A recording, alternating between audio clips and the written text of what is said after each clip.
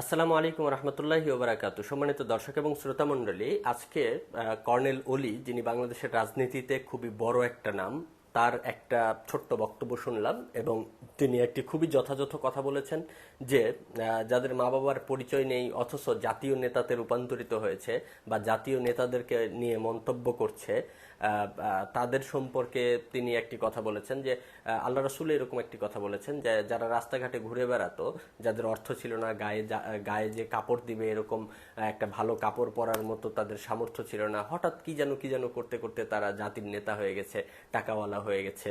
এটা হচ্ছে কিয়ামতের একটা আলামত। আমাদের দেশে এরকমটাই দেখা যাচ্ছে, বিশেষ করে 5 আগস্টের পর থেকে, যে যাদের কোনো চালচুল ছিল না, যাদের বাসা ভাড়া বাসায় থাকতে হতো, যারা ছেঁড়া কাপড় পরে ঘুরে বেড়াতো, ইত্যাদি ইত্যাদি, এই জাতীয় মানুষদেরকেও এখন জাতীয় নেতা হিসেবে দেখা যাচ্ছে এবং তারা তারা হচ্ছে বিভৎস দুর্নীতি এবং চাঁদাবাজি, গোপন হচ্ছে বিভিন্ন রকমের লেনাদেনা থেকে শুরু করে অনেক কিছু করে তারা এখন অর্থবিত্ত হওয়ার পরে বিভিন্ন জায়গায় সভাপতি বা বিভিন্ন জায়গায় নেতৃত্ব দিচ্ছে এবং তারা যখন মুখ দিয়ে কথা বলছে তখন অশ্রব্য ভাষা ব্যবহার করছে, গালিগালাজ করছে এবং রাজনীতিকে কুলুষিত করছে।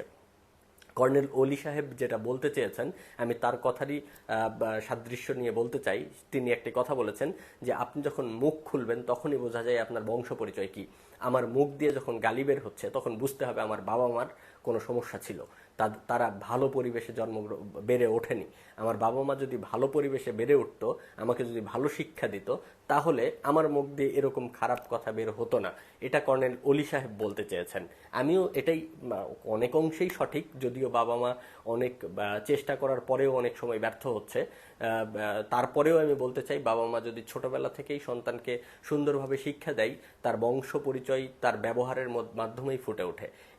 এখন যারা রাজনীতি করছেন তারা অনেক সময় কথাবার্তার মধ্যে গালিগালাজ করছেন এবং অশ্রব্য ভাষায় গালিগালাজ করছেন, যে গালিগালাজগুলো বাবা মার সাথে রাজনৈতিক ব্যক্তিদের বক্তব্য বসে থেকে শোনা একেবারেই দুষ্কর হয়ে পড়েছে।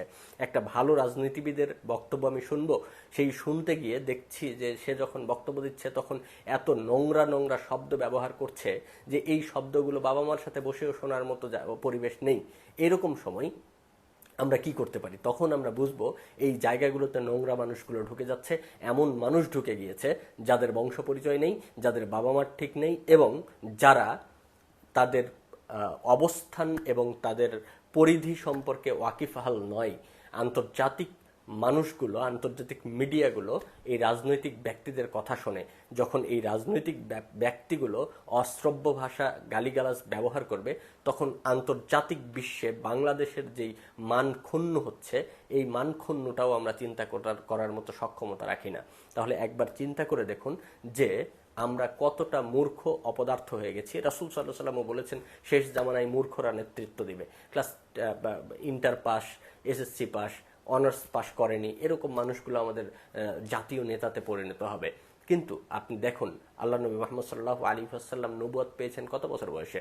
এটা নিয়ে আমি আরো একটা ভিডিও করব। এটা নিয়ে কথা বলতে গেলে এই ভিডিওটা লম্বা হয়ে যাবে, আমি এখানে বলছি না। আপনারা পরবর্তীতে যে ভিডিওটা করব সেখানে আপনারা শুনতে পারবেন যে আল্লাহ রসুল সাল্লাল্লাহু আলাইহি ওয়াসাল্লাম নবুয়ত পেয়েছেন কখন, আমাদের যেই এই নির্বাচনের সিস্টেম এটা আবার কেমন হতে পারে। তবে আমি এই ভিডিওর মধ্য কথায় যেটা বলতে চাই সেটা হচ্ছে, আপনি রাজনৈতিক ক্ষেত্রে যেই ভাষাটা ব্যবহার করছেন সেই ভাষার অবশ্যই ওই পরিণত বোধ থাকতে হবে যে আমি যেই শব্দ চয়ন করছি, যেখানে কোন জায়গায় কোমা দাড়ি ইউজ করছি, সেটা জাতির জন্য কতটুকু শিক্ষণীয় হতে পারে, জাতির জন্য কতটুকু অনুকরণীয়, অনুসরণীয় হতে পারে। কেননা জাতীয় নেতৃত্ব মানে জাতির অনুসরণীয় ব্যক্তিতে তিনি পরিণত হবেন।